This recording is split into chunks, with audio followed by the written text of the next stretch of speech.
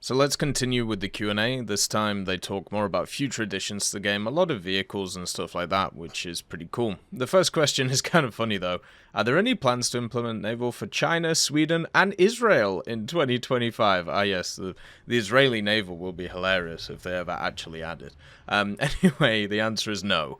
In 2025, we plan to focus on the logical completion of Blue Water Fleet trees by adding the most famous and powerful battleships. In parallel, we'll work on the implementation of other types of ships and weapons that are not yet presented in War Thunder, so probably more missile stuff and also once again more submarine stuff, which we have seen in the past, at least in events. So yeah, look forward to some of the crowning achievements of naval battleships from the Second World War, the Bismarck, the Tirpitz, the good old George, and then also even maybe the Iowa. Highly doubt it though, we'll probably get some other ones before that one like the Mississippi, but there's a few others that could turn up, which would be pretty fun to see. So yeah, Blue Water Fleet top tiers getting a massive expansion, and hopefully they can do some BR decompression to help that area out as well, since we still have quite a few issues with certain vehicles facing others, and hopefully it can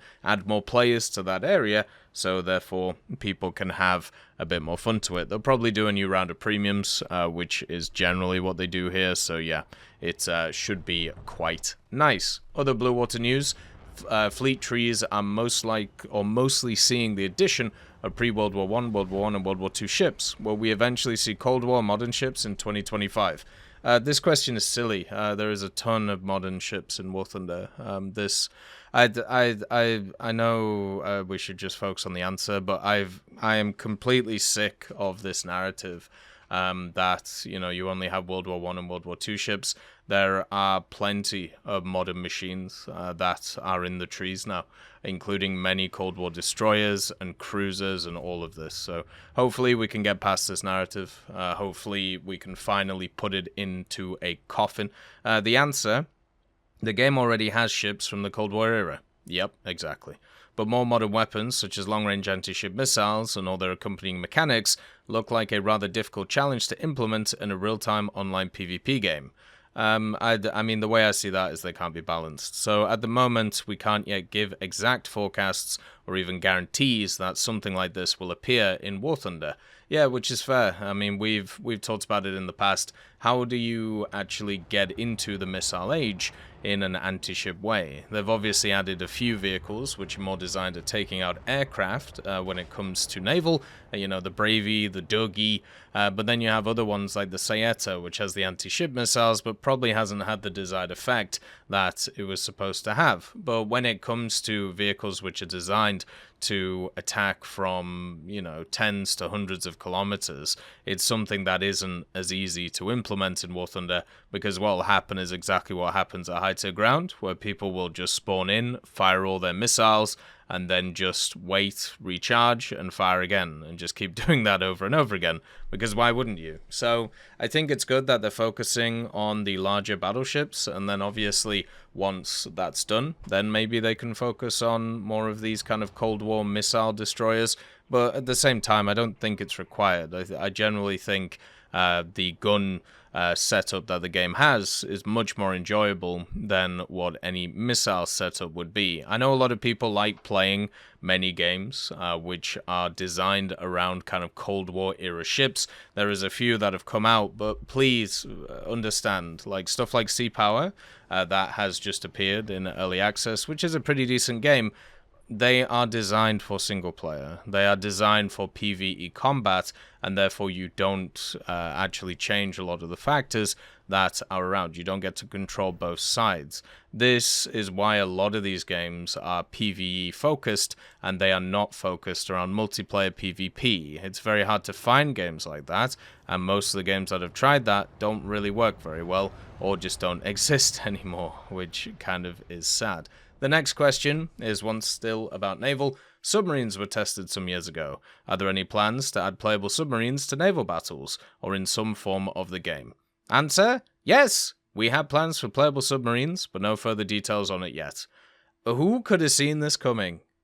Who could have seen this go? Not me. No, definitely not me. Especially when there was a community manager earlier this year saying that it wasn't going to happen. Oh, really? Wow, it's going to happen now? Crazy. Wow. I can't believe this. Wow, you're telling me when they did those April Fool's events, and you're telling me that test that they did last year, and then you're telling me like all of the models that they've had developed and all of the adding to the files of these different things. Oh, you're just telling me that was completely random and nothing to do with Submarine? No way. Trust your eyes when it comes to War Thunder.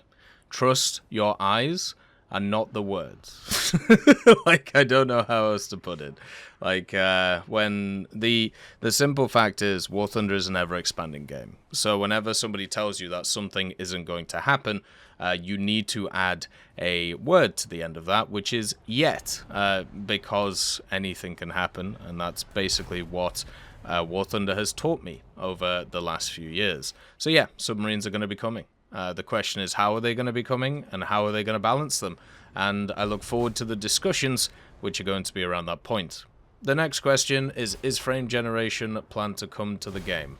For many, this would boost game performance, especially when using ray tracing.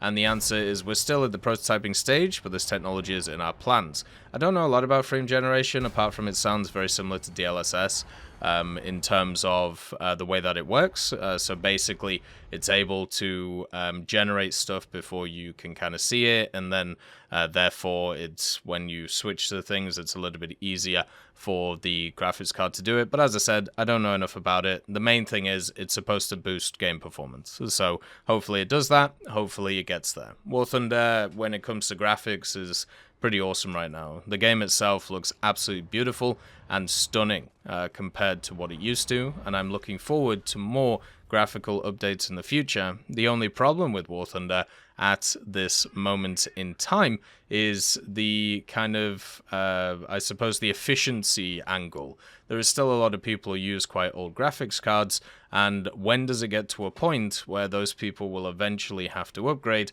in order to constantly play the game? When it comes to War Thunder, they want to open it up to as big of a player base as possible because it's a free-to-play game. But how long do you wait for these things? You know what's crazy? I'm going to be playing the new Indiana Jones game that's coming out on the 8th. And I don't know if you guys have seen the requirements for that game. You need to have ray tracing enabled to actually play the game. And the minimum requirements are like a 2060, I think it is. And the recommended requirements is either a 3080 or a 4070 Ti, which is just nuts. The game itself is also 110 gigs, and as I said, there is no way you can turn off ray tracing. So the game might look amazing, but they've already priced themselves out of the majority of the market who won't be able to play it. It is crazy to think about what's happening in that game, and it also makes me basically thank the War Thunder devs for making the game as open as possible to as many people. It does make a huge difference, and it is something that I know they're cognizant of, and it's fantastic to see. Then also, for another question, to be specific about improvements coming with more graphics and effects being updated in Firebirds and more planned, specifically what will be updated in this regard? The answer is we have several areas in which we're working on graphics. Firstly, there are improvements to RT and the implementation of RT on all platforms available for this technology next year. Secondly, everything that concerns the effects of interaction with water, explosions, movement in water, as well as the water itself. But also, we have plans of for further visual improvements to the effect of a fatal explosion of a ground vehicle's ammunition, but this is only part of the planned improvements and refinements.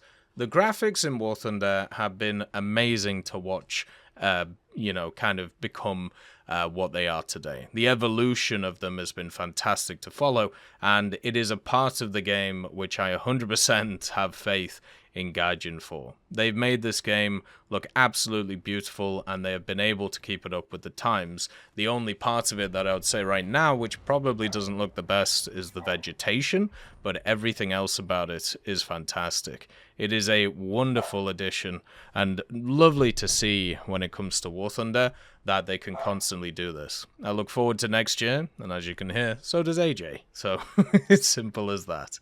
The last question is APCR is generally seen as a weak round, making it almost always redundant when another round is available. Do you have plans to make this shell more functional to give it a stronger place in the game, either with more reliable damage or angle performance? The round often doesn't feel fun to use. The answer is we increased the damage of APCR shells several years ago, practically equalizing it with identical APDS shells in energy. Yeah, and APDS shells also had a really rough time of doing damage, and you've actually recently buffed certain calibers of APDS shells in the last year. So, let's be honest. The poor performance of APCR against slope and spaced armor is their design flaw, due to the lack of a jacket and armor-piercing damper in the hard alloy core. APCR overall is more of a specialized shell for defeating heavily armored tanks without sloped armor in situations where it's more difficult to use a more versatile shell. So no, it's not going to be buffed. That's basically the way to put it, and it will just continuously not be used. APCR is one of those things where if you could guarantee the post-pen damage and you could guarantee it penetrating, especially in this volumetric shell and armor place that we are in War Thunder, then it would probably get used more. But unfortunately, you can't. So it's one of those things which is kind of sat there. Not all rounds have to be useful in War Thunder in all circumstances. But the problem with APCR is even in the circumstances you're supposed to use it in, it doesn't feel really good to use. Then we have a few closing comments. First of all, next event vehicles. We're nearing the end of 2024 now, which means there's more vehicle events coming. This time, for the winter event, we'll have 4 vehicles instead of the 3 mentioned at the beginning of this year.